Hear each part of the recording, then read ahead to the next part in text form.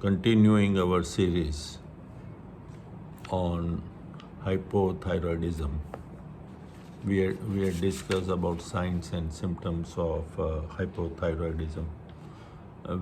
We had discussed the causes about hypothyroidism, particularly radiation, surgery, taking certain medicines, taking salt, particularly which is deficient in iodine, and of course, not forgetting the Hashimoto's autoimmune disease. Today, we are going to discuss about the diagnosis and treatment.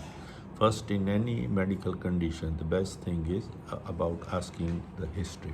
A thorough history, particularly related to hypothyroidism, should be taken, particularly if person had any neck radiation in the past because of cancer, had other family members having some thyroid problems, had any thyroid surgery, look for the scar, or is on any medications for example depression, person taking lithium for depression, which could lead to hypothyroidism. One should ask him about constipation, hair loss. So these are signs and symptoms. Any person who has these common symptoms like constipation, hair loss, weakness, one should look for hypothyroidism. That does not mean everybody with these signs and symptoms all would have hypothyroidism. Coming to the diagnosis and the treatment part, as I said, first is the history. Blood tests are very simple. You have to do three major tests. One is T3, another is T4, and the third one is TSH. There are many other tests available, but these are the three common tests that we do. T3 is triiodothyronine, T4 is thyroxine, TSH is thyroid stimulating hormone. All these three tests are done particular to make a diagnosis of hypothyroidism.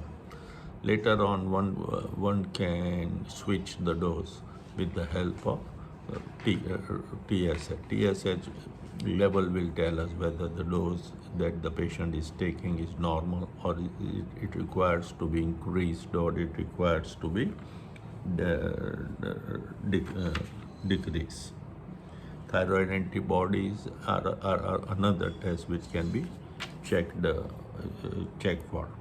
TSH, as I said, is the most sensitive test for detecting hypothyroidism. If TSH is increased, the patient has hypothyroidism. If TSH is decreased, the patient has hyperthyroidism.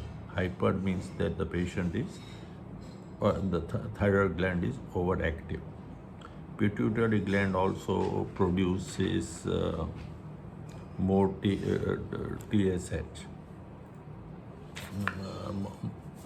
or rather than it helps the thyroid gland to produce TSH. At times, pituitary is the problem while trying to detect any thyroid abnormalities.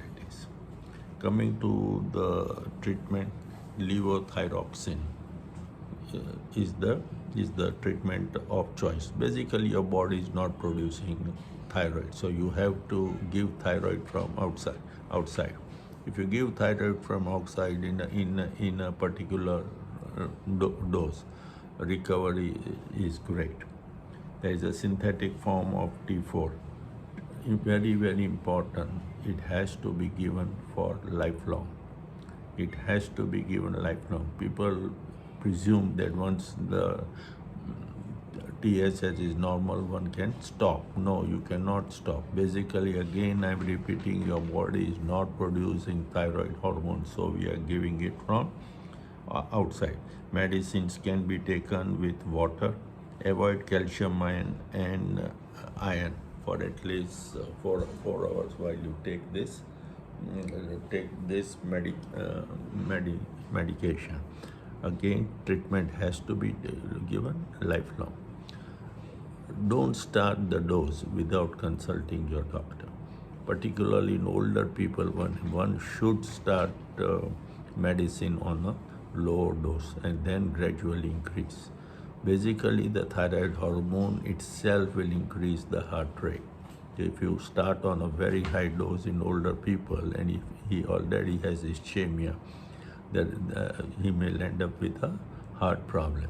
So that is something that you should not ask your friend. Ask your doctor to regulate your dose.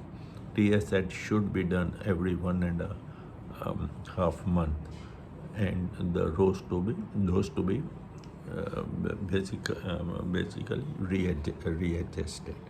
Usually what I do is check TSH every 1.5 month, but once I get two readings 1.5 month apart, normal, then I ask them to do TSH every 6 months, unless he produces signs and symptoms like hair fall, constipation, tiredness, less heart rate. Thank you very much.